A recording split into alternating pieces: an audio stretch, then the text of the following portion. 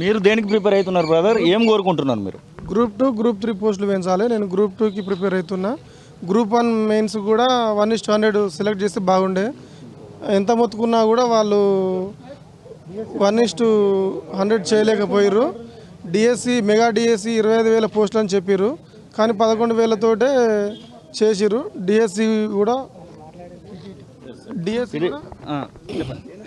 DSC కూడా post phone చేయాలి. Group 2 group 3 పోస్టులు పెంచాలి. గ్రూప్ 2 కూడా పోస్ట్ పోన్ చేయాలి. ఇది పరిస్థితి. దాదాపుగా ఇక్కడికి వచ్చినటువంటి మీరు దేనికోసము ప్రిపేర్ అవుతున్నారు? డిఎస్సి పోస్ట్ పోన్ చేయాలనేటువంటి వీళ్ళందరూ చెప్పేదాన్ని మీరు ఏకీభవిస్తూ ఉన్నారు? ఖచ్చితంగా ఏకీభవిస్తున్నాం. నా పేరు పరశురామ్, అచ్చంపేట కాన్స్టిట్యున్సీ. అయితే ఈ గ్రూప్ 2 గ్రూప్ 3 పోస్టులు పెంచాలంటేనేమో వాయిదా చేసారు. దానికోసం ఒకరోజు ధర్నా చేసినే అది మరి నాయకుల దగ్గర ఉన్న వాళ్ళంతా ఈ దొంగ బ్యాచ్ ఉంటుంది ఒకటి. ఈ రియాజ్ ఖాన్ దగ్గర కొంతమంది, బర్మూర్ వెంకట ఖాన్ దగ్గర కొంతమంది వాళ్ళు చెప్తే ఇది పోస్ట్ పోన్ చేస్తారు. డిఎస్సి విద్యార్థులు కాబోయే ఉపాధ్యాయులు కొన్ని రోజుల నుంచి ఇప్పటికీ 4 రోజులే కంటిన్యూగా ధర్నాలు రాస్తారోకలు అన్నీ చేస్తారు. అందరూ గొర్రెలు ఇడుచుకపోయి పోలీస్ స్టేషన్లో పెట్టుడు అది రేవంత్ రెడ్డికి మంచిది కాదు. అయితే మేమేం చేసినామంటే ఈ నిరుద్యోగుల తరపున ఎన్నుకున్న తీర్మార్ మల్లన్న కానీ ఎమ్మెల్యేలు కానీ వీళ్ళ వినతులే మరి పరిష్కారానికి తావిస్తలేమంటే మరి వాళ్ళని గెలిపించి వృధా అయిపోయింది. మరి అసలు కొడుకులు ఎందుకు నిలబడాలి? మన సమస్యలు పరిష్కరిస్తారని మనం గెలిపిస్తామే. వాళ్ళు ఏదో తోక ముడిసిన కుక్క లేక మరి ఎక్కడ పోతున్నారో ఈ కొడుకులు తాయిపోతున్నారా? నిరుద్యోగుల తరపున మాట్లాడాలి కదా, నిరుద్యోగుల సమస్యను సీఎం చెప్పాలి కదా.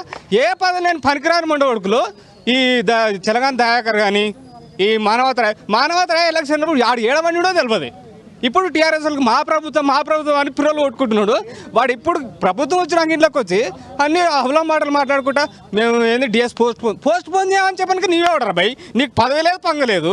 అవును కదా, ఒక మంత్రి చెప్పాలి, ఒక ముఖ్యమంత్రి చెప్పాలి, ఒక గవర్నమెంట్ ఐఏఎస్ ఆఫీసర్ చెప్పాలి. పనికిరాని మండ కొడుకుల ముందుకు వచ్చి మాకు చెప్పి ఇది పోస్ట్ పోన్ కాదు, పోస్ట్ పోన్ సీఎం చెప్పాలి కదా. పాజిటివ్ కానీ నెగిటివ్ కానీ సీఎం కానీ ముఖ్యమంత్రి కానీ ఒక ప్రెస్ మీట్ చెప్పాలి. అంత ధైర్యం లేని దద్దమ్మలు సీఎంలు ఎందుకు అవుతారా భయ్? నాకు అర్థం కాదు. మీరు బ్రదర్ దేనికోసం ప్రిపేర్ అవుతున్నారు? పోస్ట్ పోన్ చేయాలని కోరుతా ఉన్నారా? నేను కూడా డిఎస్సి కోసం, స్పెషల్గా డిఎస్సి కోసం ప్రిపేర్ అవుతున్నాను. నేను కూడా బల్మూరి వెంకటన్నను కానీ రియాజ్ సార్ కానీ చాలాసార్లు కలిసి వినతి పత్రాలు ఇచ్చాము.